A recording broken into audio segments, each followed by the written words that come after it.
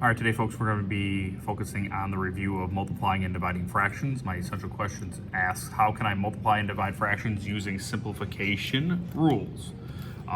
We are used to the process of simplifying a simple fraction like 6/8, where we'd find a common factor between 6 and 8, a number that goes into both of them. So the largest number, the greatest common factor between 6 and 8 would be 2. So if I divide both these by 2, I can simplify the fraction to 3/4. We should be used to that process at this point. As a reminder, when we're multiplying and dividing though, let's say I have two fractions, 4/5 and 10/11. And if there's multiplication in between these two, our multiplication rules always say that it doesn't matter what order you multiply. I can go 4 times 10 or 10 times 4. Well, if I can multiply this as 4 times 10 or 10 times 4, in theory, the 4 and the 10 could switch spots, and this could be 10/5 times 4/11. But I don't want to rewrite that necessarily, so I can obviously simplify up and down, or I can simplify diagonally, where 5 and 10 have a common factor. Their greatest common factor would be 5. So 5 divided by 5 makes that 1, 10 divided by 5 makes that 2. And then I can work from there. 4 and 11 do not have a common factor. All right, so that's what our goal here is today. So we have some multiplication rules.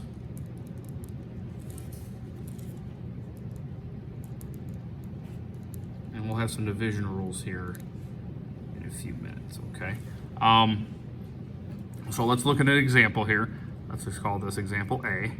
Let's make it 22/50 times 1 and 1/6. We'll make it complex just to start with, okay? So as I look at this problem, the very first thing that we need to do is we need to change to improper. Now we have a mixed number here, so we have to change that to an improper fraction. As a reminder, changing a mixed number into an improper fraction, I take the denominator times the whole number, and then I add the numerator. So this is 6 times 1 is 6, plus 1 is 7/6. And I'll just bring down this other fraction, 22/50, and we leave it be. Step 2, a little note for us, we do not need an LCD. We'll need that for our next lesson. No LCD needed, no least common denominator. We can leave it like this, all right? Now, step 3 is we need to simplify. Remember, we can go vertically, which is up and down. We can go diagonally, which is kind of what we just proved. So if I look at this, I can see, well, I probably could simplify the 22/50, but that's some pretty big numbers. But I could do 6 and 22. They both can be divided by 2. 22 divided by 2 is 11. 6 divided by 2 is 3. 11 and 50, no. 7 and 3, no. 50 and 7, no. So I just have to go to step 4. We'll multiply across. And when I do that, 11 times 7, 77. 50 times 3 is 150. Now, if there was still a common factor between these two, we could simplify it at the end as well. But if we did all the simplifying early on, most likely we will not have to do any simplifying at the end. But it's always good just to check it. But we can't, so we're good. So let's try another example. 1 and 7/9 times 3/8.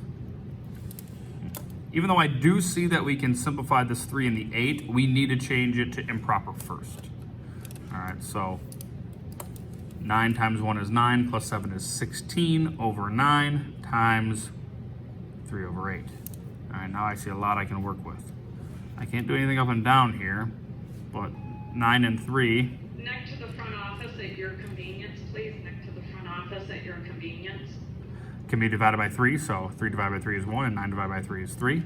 And then 16 and 8, yeah, 2 works, 4 works, but 8 works as well. So that becomes 2, that becomes 1. And I multiply across, 2 times 1 is 2, 3 times 1 is 3. That obviously cannot be simplified. So there's our work for multiplying fractions. Our division rules, very similar.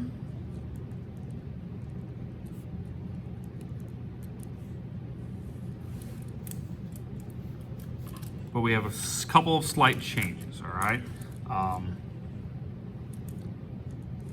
So I'll give you an example here. Example C. 7/3 divided by 19 over 6. You may remember these from last year. Heard a little phrase where we keep our first fraction the same. So you're used to this keep part. So keeping that first fraction the same, we're still sitting at 7/3. We are then going to, step 2, change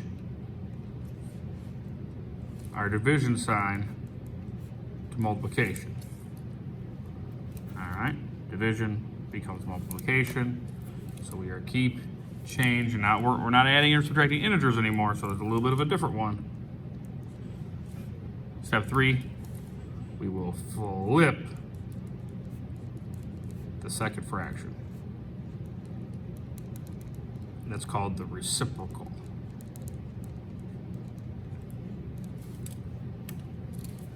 So keep, change, flip is probably what you remember from the past. So 19 over 6 becomes 6 over 19. And then now my step 4 is, now I just have to follow multiplication rules.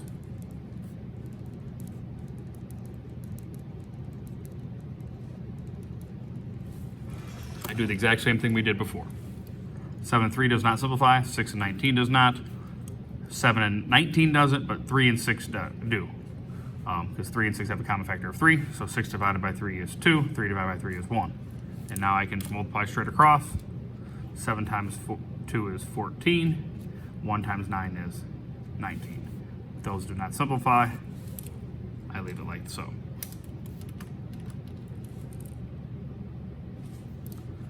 One last example. Example D. 2/3 divided by -1 and 7/9. Okay? So I'm gonna change this immediately, and then I'm gonna follow these rules. Okay? 9 times, and since there's that negative, I'm gonna ignore that for right now. 9 times 1 is 9. 9 plus 7 is 16, so it's going to be 16 over 9, but I don't want to forget that negative. So it's going to be negative 16 over 9. So that's gone. So it's just 2/3 divided by negative 16 over 9.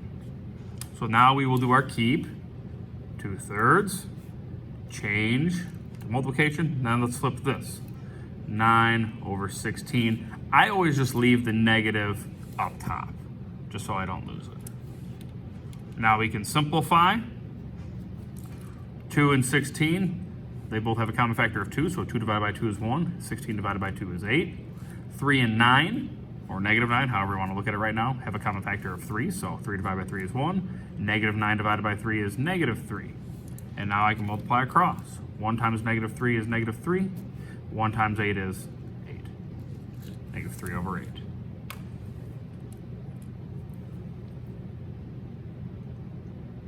Your homework is in the class section. I believe it is assignment 006.